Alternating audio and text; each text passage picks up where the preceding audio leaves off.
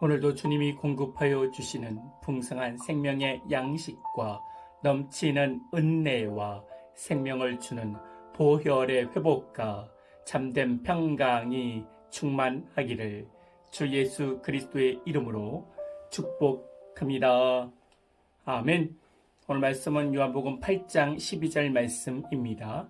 예수께서 또 말씀하여 이르시되 나는 세상의 빛이니 나를 따르는 자는 어둠에 다니지 아니하고 생명의 빛을 얻으리라. 아멘. 예수님을 따르는 자는 결코 어둠 가운데 걷지 않는다는 것은 무엇을 의미합니까?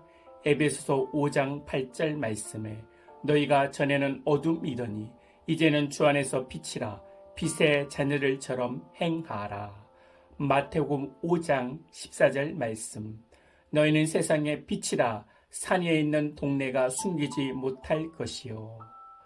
예수 그리스도를 영접하기 전에는 빛이 아니라 우리가 전에는 어둠이더니 그런데 우리가 예수님을 영접하고 나서 빛의 자녀가 된 것입니다. 요한복음 8장 12절에서는 나는 세상의 빛이라 이렇게 말씀하시고 마태복음 5장 14절에서는 예수님께서 바로 너희가 세상의 빛이라고 말씀하고 있습니다. 그리스도인들은 세상의 빛이라고 말하고 있습니다.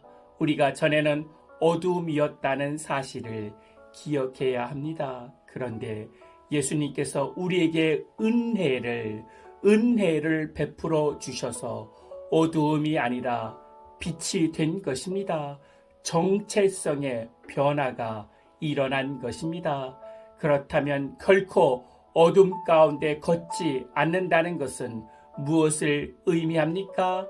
요한복음 12장 35절 말씀에 예수께서 이르시되 아직 잠시 동안 빛이 너희 중에 있으니 빛이 있을 동안에 다녀 어둠에 붙잡히지 않게 하라. 어둠에 다니는 자는 그 가는 곳을 알지 못하느니라. 어둠에 붙잡히지 않게 하라고 말씀하고 있습니다.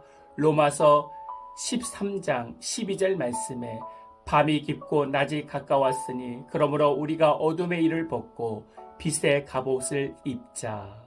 어둠의 일을 벗고 빛의 갑옷을 입자고 말씀하고 있습니다.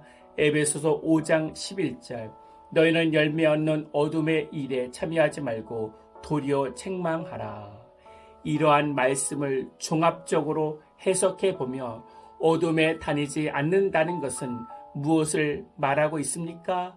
성도는 어둠에 다니는 것이 불가능한 것이 아니라 성도는 어둠에 다니지 않는 것이 가능해졌다는 것입니다.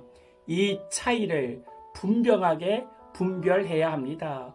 성도들이 죄를 짓는 것이 불가능한 존재가 된 것이 아니라 성도들은 죄를 이기는 것이 가능해졌다는 것입니다. 그 예수님으로 말미암아 이제 죄를 이기게 된 것입니다.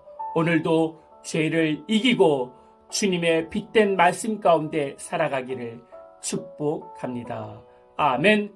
하나님, 전에 어둠 가운데 생각하고 인간적으로 생각한 모든 것들이 이제 사라지게 하여 주시고 빛 대신 주님에 따라 빛의 생명을 따라 살아가 그 빛이 주는 축복과 치료와 회복을 받게 하여 주시옵소서. 주 예수 그리스도의 이름으로 기도하옵나이다. 아멘.